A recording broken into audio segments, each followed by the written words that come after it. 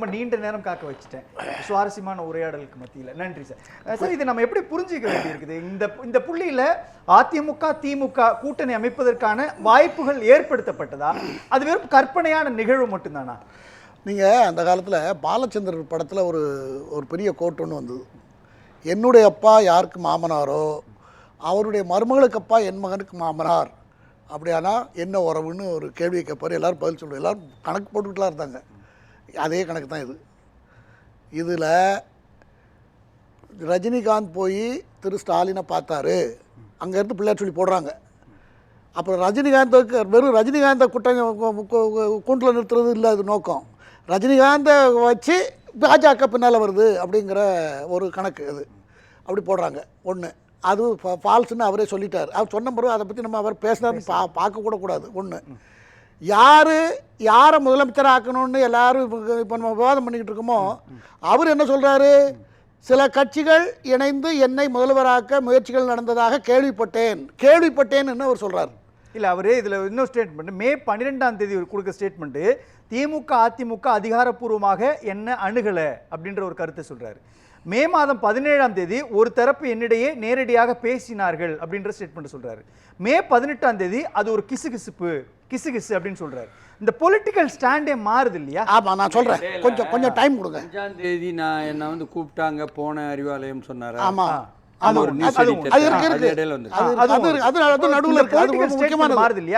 ரொம்ப முக்கியமானது.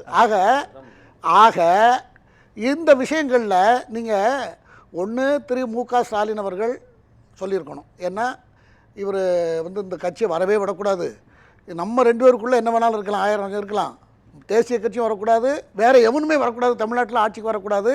ஆகையினால திரு எடப்பாடி அவர்களே, நம்ம 2 பேரும் சேர்ந்து ஆட்சி அமைப்போம், நம்ம 2 பேரும் சேர்ந்து ஆதரவு கொடுப்போம்.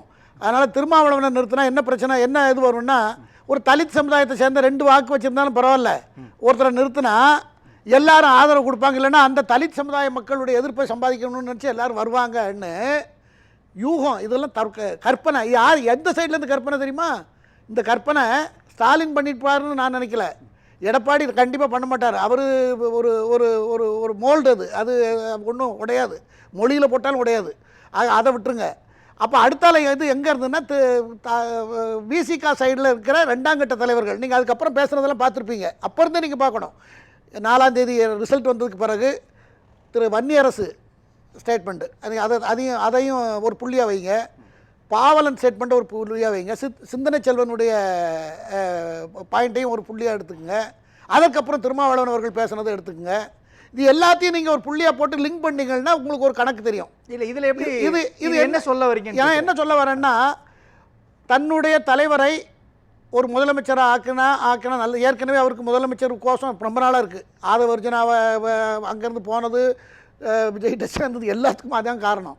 அந்த பிரச்சனை வேறு இருக்குது. அப்போ இதையெல்லாம் மனதில் வைத்துக்கொண்டு அங்கே இருக்கிற 2ஆம் கட்ட தலைவர்களில் சிலர் அதை உருவாக்கி, அந்த கான்செப்டை உருவாக்கி வெளியே கசிய விட்டாங்க. இப்போ திருமாவளவன் முதலமைச்சர் வேட்பாளர் என்றது விசிகாவினுடைய 2ஆம் கட்ட தலைவர்கள் உருவாக்கப்பட்டது. திமுக அதிமுக இல்லையா? ஒன்றுமே கிடையாது, அது எதுவுமே கிடையாது, எதுவும் கிடையாது. அவங்க உருவாக்கி விட்டாங்க. அந்த உருவாக்கி விட்டா அதை ஒரு கருத்தியெல்லாம் விவாதிப்பாங்கிற அளவுக்கு. ஒரு நிமிஷம், அந்த 5ஆம் தேதி இருக்கு இல்லையா, 5ஆம் தேதி நடந்த அந்த விஷயத்துல பார்க்கிறப்போ ஒரு பக்கம் திமுகவும் பேச்சுவார்த்தை நடத்தினதாக சொல்றாங்க, இன்னொரு பக்கம் அதிமுகவோடும் பேசினதா சொன்னாங்க. யார்கிட்ட? முன்னாள் அமைச்சர் ஏவா வேலு திருமாவளவனோடு பேசினார்லாம் யாரிடம்? திருமாவளவனோடு தான் ஏவா வேலு பேசினாரு சொன்னாங்க. எல்லா செய்திகளும் வந்துச்சு. சார், கூட்டணி கட்சியில் இருக்கவங்க டெய்லி தான் பேசுவாங்க. அது இல்லை மேட்ரு, அது இல்லை. இந்த கான்செப்ட் வந்து முதல்ல அப்புறம் இன்னொன்று பார்க்கணும். நீங்கள் என்னை பற்றி நீங்கள் ஒன்றும் கவலைப்பட வேண்டாம். நாங்கள் எல்லாம் ஒரே ஒரு ஃபார்மில் இருக்கோம். கம்யூனிஸ்டுகள் நாங்கள்லாம் ஒரே இதில் தான் இருக்கோம். அதனால் நீங்கள் அவங்கள போய் பாருங்கள். ஏன்னா திரு விஜய் என்ன பண்ணிட்டாருன்னா, ரிசல்ட் வந்ததுக்கு பிறகு முதல்ல லெட்டர் எழுதுனது, லெட்டர் வாட்ஸ்அப்பில் இதில் அனுப்பிச்சிருக்கிறதாக சொல்லப்படுது. அதுக்கப்புறம் நேராக போய் பார்த்துருக்கான்னு வச்சுக்கோங்க. ஆனால் அவர் என்ன சொன்னார் என்றால், விஜயை வந்து அழைப்பு விடுத்திருக்கிறோம்லாம் சொல்லியிருந்தார். ஆக அதுக்கு பதில் திருமாவளவன் என்ன சொன்னார்? நாங்கள் இடதுசாரிகள் வலதுசாரிகளை போய் பாருங்கள், நான் எப்போ வேணாலும் வந்துடுவேன், நாங்களாம் ஒன்றா இருக்கோன்னு சொல்லிட்டார். அதுக்கப்புறம் தான் அவர் அங்கே போய் பார்த்தார். அங்கே போய் பார்த்து அவங்க அன்னைக்கே எங்கெங்கெல்லாமோ பேசி அறிவிச்சிட்டாங்க. அதற்கப்புறம் மறுநாள் வந்து டேட் ஆகி நாங்கள் இன்றைக்கி சொல்ல முடியாது, நான் எல்லாம் ஜூம் மீட்டிங் போட்டு ஹை லெவல் கமிட்டியோட பேசிகிட்டு இருக்கேன் அப்படின்னு, நான் வெளியே ஹோட்டலில் தான் நான் வந்து பேசிகிட்டு இருக்கேன்னு சொல்லி சொன்னார். அதற்கு பிறகு ராத்திரி வரைக்கும் ஒன்றும் வரல. அப்புறம் மறுநாள் ஆரம்பிச்சது. மறுநாளில் வன்னியரசு ஊரில் இல்லை, அதனால் வரணும்னு சொல்லி அவர் ஏர்போர்ட்டில் இருந்து அவர் ஒரு பேட்டி கொடுத்தாரு. அதுக்கப்புறம் வந்தாங்க. அப்புறம் ஆதவ அர்ஜுனாவோட அன்றைக்கெல்லாம் லைவில் இருந்தால் எல்லா டிவிலையும் பேசி எல்லாரும் ஒவ்வொரு டிவியில் அங்கே தான் என்ன சொல்கிறாங்க, கடைசி வரை தான் முதலமைச்சர் ஆகணும் அப்படின்றதுக்கான முயற்சிகளில் திருமாவளவனும் ஈடுபட்டிருக்கிறார். அந்த முயற்சியை திமுக அதிமுக கூட்டணி கட்சிகளும் செஞ்சாங்க. அதனால தான் 11 மணிக்கு அறிவிப்பதாக இருந்த அந்த விஷயம் மாலை 4 மணி வரை தள்ளி போச்சு. காலதாமதம் இதுக்கு தான் இருந்ததுன்னு எடுத்துக்கலாம், வேற எதுக்கும் இருந்ததா கூட எடுத்துக்கலாம். அப்படியெல்லாம் பேசப்படுது, நம்ம அதெல்லாம் வச்சு விவாதிக்க முடியாது. வேற காரணத்துக்காக கூட இருந்திருக்கலான்னு நம்ம பேசலாம். ஆனால் அப்படி நமக்கு உண்மை தெரியாமல் எதுவும் பேச முடியாது. ஆகையினால அது ஒரு பக்கம் இருக்கட்டும். இந்த விஷயம் நடந்ததை பொறுத்தவரையில் இன்னொரு காரணம் இருக்கிறது. எதற்கு திரு சுமன் சார் ராமன் சார் கேட்டார், ஏன் வந்து அவரை எடப்பாடி பழனிசாமியை ஏன் கூப்பிடலை அப்படின்னு கேட்டார். அது முக்கியமான பாயிண்ட் தான். ஏன் கூப்பிடலை அப்படின்னா, அவருடைய தொகுதியில் நம்ம 2 இடத்துல போட்டிடுறோம், ஏன் வேட்பாளர் என்ன பர்ச்சேஸ் பண்ணிட்டு போயிட்டா, டிவிகேவுடைய வேட்பாளர் அங்கே தமிழ்நாட்டில் 234 வேட்பாளரில் ஒருத்தரை காணும், இன்டர்வலுக்கு அப்புறம் வாரன்ட்டு போயிட்டார். அது எடப்பாடி பண்ணதாகத்தான் அவர் நினைத்து கொண்டிருக்கிறார். சரிங்க சார். நான் சொல்ல வர்ற பாயிண்ட் தான் அதில் கீ பாயிண்ட்.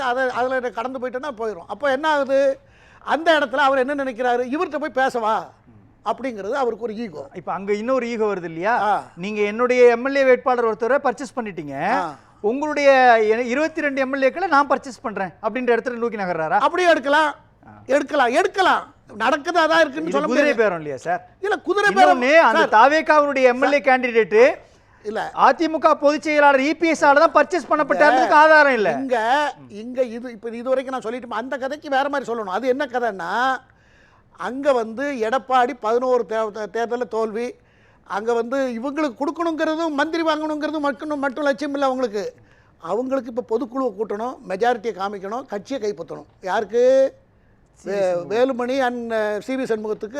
அவரே இருக்கட்டும் ஏன் சொல்றாரு தெரியுமா? அதெல்லாம் நீங்க புரிஞ்சுக்கவே முடியாது இல்ல சார். இல்ல ஏன் புரிஞ்சு அத நம்மால புரியவே முடியாது இல்ல. என்ன முடியாது? ஏன் முடியாது? எப்படி முடியும் உங்களால? இல்ல சார், பொதுக்குழு செயற்குழு கூட்டத்துல பங்கு இருக்கிறதுக்கு அவங்களுக்கு ரைட்ஸ் இருக்குதா சார்? இப்போமோ அது இருக்கு, அது வேற விஷயம். இல்ல அப்ப டிஸ்கஷனுக்குள்ள அவங்க வர முடியாது. அது இப்போ பொதுக்குழு கூட்டணும் இப்போ சொல்லிட்டு இருக்காங்களா? ஆமா சார், கூட்டணும் சார். இல்ல லாஜிக்கா தான் கேக்குறேன், சந்தேகத்தினுடைய அடிப்படையில் தான் கேக்குறேன். பொதுச் செயலாளர் அவங்கள கட்சியோட பொறுப்புல இருந்து நீக்கிட்டாங்க, பொதுக்குழு செயற்குழுக்குள்ள வரணும்னா அவங்களுக்கான டெசிக்னேஷன் முக்கியம் இல்லையா? வெறும் தொண்டன் என்ற அடிப்படையில் அவங்களால வர முடியாது இல்ல. இப்போ சரி, இப்போ 40 பேருக்கு வந்துட்டாங்கன்னு வச்சுக்கோங்க. இப்போ 40 பேர் இப்போ இருக்காங்க, 47 பேர்ல மொத்தம் ஏற்கனவே 25 பேர் வந்தாச்சு, இன்னொரு 15 பேர் வந்துட்டாங்கன்னு வச்சுங்க, என்ன ஆகும்? கட்சி தாவல் ஆகும். 2/3 மெஜாரிட்டி சொல்றீங்களா? அதை தாண்டிருமே 40 வந்து இப்பவே 2/3 மெஜாரிட்டி இல்ல சார். இப்போ இல்ல சார். நான் அவங்களுக்கு கட்சி தாவல் அடிப்படையில் இப்போ இவங்க 2 கேள்வி வரும் சார். ஒன்னு, அதிமுகவுடைய பொதுச் செயலாளராக இபிஎஸ் எடுத்த நடவடிக்கை என்பது கட்சி சட்டத்திட்டத்தினுடைய அடிப்படையில் சரி. இப்போ பொதுக்குழு செயற்குழு கூட்டலாம் அப்படின்னு அவங்க சொன்னாலும் கூட, கூட்டினாலும் கூட, நீக்கப்பட்ட அந்த 22 பேருக்கு இருக்காங்களே அவங்களால உள்ள வர முடியாதுல்ல. வந்தா தானே இவங்க வந்து ஆப்போசிட்டா வாக்களிக்க முடியும். மெஜாரிட்டி வந்துட்டாங்கன்னு வைங்களேன், மெஜாரிட்டி வந்துட்டாங்க, வந்தாலும் சட்ட சிக்கல் இருக்குங்கிறது நான் மறுக்கல. சட்ட சிக்கல் இருக்கிறது நான் மறுக்கல. ஆனால் அதிமுகவில் எடப்பாடியும் அவர் கூட 2-3 பேர் தான் இருப்பாங்க. இருந்தா என்ன ஆகுங்கிறத யோசிங்க. அவங்க எல்லாரும் வந்துட்டாங்கன்னா சார், இல்ல நடந்ததுக்கான நிகழ்வு இருக்குல்ல, நடந்த நிகழ்வு 2 புள்ளி. ஒன்று, அதிமுகவுடைய பொதுச் செயலாளர் முழு அதிகாரம் படைத்த ஒருவர், அவர் என்ன சொல்றாரோ அதை தான் கேட்க வேண்டிய இடத்துட்டு இருக்கிறாங்க. அதுக்கான ஜட்ஜ்மெண்ட் மகாராஷ்டிராவுடைய வழக்கு. இப்போ அந்த அடிப்படையில் நடவடிக்கை எடுத்துட்டார்ல, அப்போ இது கட்சித்தாவல் விதிக்குள்ள தானே வரும். அப்போ அவங்களுடைய பதவி இழக்கப்படும், மறுதேர்தல் நடத்தப்படும், அதுக்குள்ள இருந்து அவங்க வர முடியும். இன்னும் இந்த 3 மாச கால டைம் முடிஞ்சு, சபாநாயகர் முடிவு முடிஞ்சு, அதுக்கப்புறம் நீதிமன்றத்துக்கு போய் ஃபைனலாக அது வந்து ஆன்டி டிஃபெக்ஷன் லாவில் கவர் ஆகிடும். இது கவர் ஆனால் இவங்களுக்கு போயிடும் தான். இப்படி போனால் என்ன நடக்கும்னு கேளுங்க. ஒன்று இப்படி பேசணும், அப்படி பேசணும். ஒன்று போனால் என்ன நடக்கும்? போனால் இவங்க 22 பேர் போனாங்கன்னா அங்கே என்ன 234 22 கழிச்சு அவ்வளவு 105 இருந்தால் போதும் மெஜாரிட்டி. அடுத்தால இருக்கிற எம்எல்ஏக்களில் 105 மெஜாரிட்டி இருந்தால் போதும், டிவிக்கு கண்டினியூ பண்ணலாம். அதான் நடக்கும். அடுத்தால இடைத்தேர்தல் நடக்குது. அதுக்கப்புறம் ஆட்சியை கண்டினியூ பண்ண முடியும். பேசலாம். குற்றவாளி ஆக்கியே நம்ம பேசி பழக்கப்பட வேண்டியதில்லை. அவர் பார்த்தது, அவர் ரஜினிகாந்த் என்பவர் ஸ்டாலினோடு நல்ல தொடர்பு இருக்கிறவர், பல அடிக்கடி பார்க்குறதுலாம் உண்டு. இவர் எதுனாலும் அவரை உடனே போய் பார்ப்பார், இவரும் அவரை போய் பார்க்குறதுலாம் பழக்கத்தில் இருக்கிற விஷயம். தேர்தலில் 2 நாளைக்கு முன்னால் தேர்தல் வந்த ரிசல்ட் வந்து 3ஆவது நாள் 6ஆம் தேதி நினைக்கிறேன், குளத்தூரில் போய் திரு சேகர் பாபுவும் முதலமைச்சரும் போய் பேசுனது அவர் ரொம்ப ஃபீல் பண்ணிட்டு வந்தாது. பின்னால் சேகர் பாபு ஓன்னு அழுது இதெல்லாம் நம்ம பார்த்தோம். அன்னைக்கு மறுநாள் தான் இவர் திரு ஸ்டாலினை போய் பார்க்குறார். வருத்தத்தில் இருப்பார்.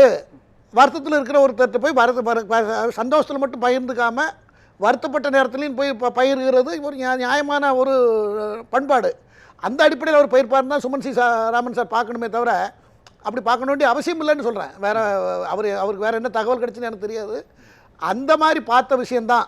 இதை ஃபுல்லாக கம்பி கட்டினது ரூப் போட்டது எல்லாமே விடுதலை சிறுத்தைகள் சைடில் இருந்து இதை பில்டப் பண்ணி கொண்டு வந்து இந்த மாதிரி ஒரு கான்செப்டை கொடுக்காங்க எல்லாரும் மக்கள்கிட்டையும் ஒரு சிம்பத்திக்காக. இது பற்றி நம்ம விவாதித்து கொண்டு இருக்கிறோம். இதுதான் இதனுடைய அடிப்படை. மற்றபடி ஒன்றும் நடக்க போகிறது இல்லை. இந்த விஷயத்தில் முதல்ல இருந்தே விஜய் வந்து நான் 234 சீட்டில் நான் தான் ஜெயிப்பேன்னு அவர் சொன்னார். எடப்பாடி பழனிசாமி 200 சீட்டுக்கு மேலே நான் தான் ஜெயிப்பேன்னு சொன்னார். திமுக தலைவர் திரு மு க ஸ்டாலின் அவர்கள் எல்லாத்திலும் ஜெயித்து நாங்கள் தான் ஜெயிக்க போகிறோன்னு சொன்னாங்க. கடைசியில் 3 பேருக்கும் எல்லாத்தை விட இவங்களுக்கெல்லாம் ஒவ்வொருத்தருக்கும் 50, 60, 47, அவருக்கு 108 இந்த மாதிரி கிடச்சி போய்விட்டது. அதற்கப்புறம் இந்த சூழல் வந்த உடனே இதை வந்து பயன்படுத்தி கொண்டு ஏதாவது ஒரு ஒரு ரஃப்பாக ஒரு மூவ் பண்ணி பார்க்கலாமேன்னு சொல்லி சிலர் ஆர்வ கோளாறில் பண்ணின ஒரு விஷயம் தான். இதுக்கு நீங்கள் பெருசாக நாள் கணக்கில் ரூம் போட்டு யோசிக்க வேண்டிய அவசியம் இல்லை என்பது என்னுடைய கருத்து. நன்றி சார்.